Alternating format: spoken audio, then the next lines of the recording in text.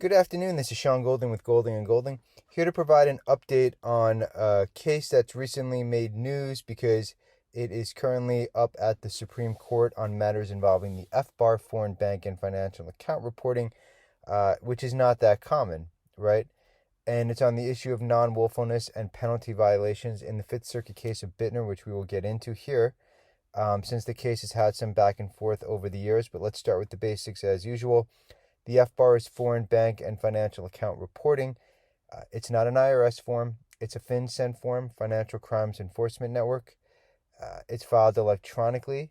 It's due on April 15th, but it's automatically on extension through October.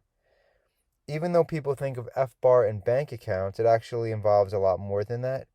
It includes investment accounts, stock accounts, mutual fund accounts, life insurance that has surrender value, foreign pensions, to be distinguished from U.S. pensions that are qualified like an IRA that may have foreign assets or financial accounts in it.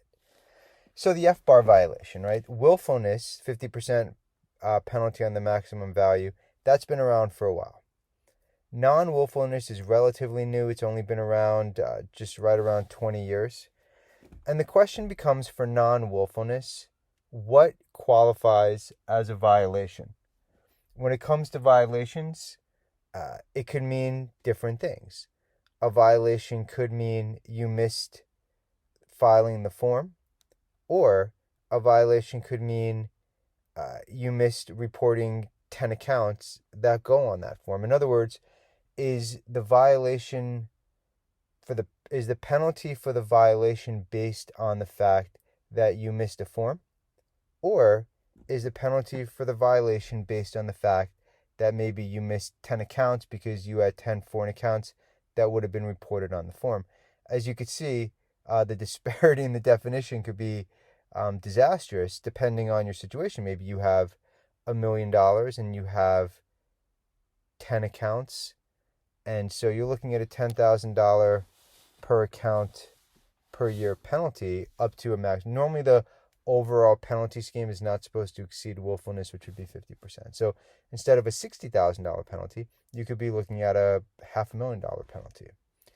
And so in the case of Bittner, the penalty was large.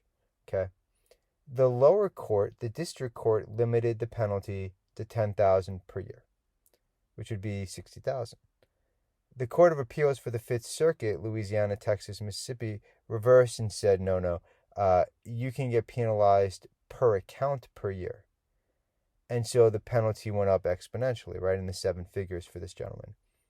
Now, the Fifth Circuit, conflicts with the Ninth Circuit, for example, in Boyd, where in Boyd, the taxpayer missed the FBAR, went back and filed it, was penalized, didn't meet the reasonable cause exception, but the penalty was limited to $10,000 per year for the 6 years. So there's a split circuit, right? Depending on where you live, could have a big difference in how you're penalized.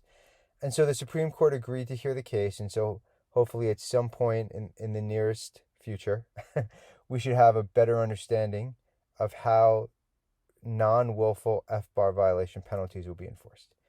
If you are out of compliance and you have not been penalized yet, and you're not under audit, and a few other requirements, but you can qualify for one of the disclosure programs. If you're willful, it's VDP. If you're non-willful, you have streamlined, you have delinquency procedures, and you have reasonable cause. We specialize in international and foreign account compliance. We have hundreds, if not more, articles online regarding international information reporting, FBAR and FATCA. Free information, free blog posts, free videos, but you can always reach out and schedule a reduced fee initial consultation if you think it's appropriate to your matter, and it's something that we handle here. Again, my name is Sean Golding with Golding and Golding. Thank you for your time. Enjoy the rest of your day.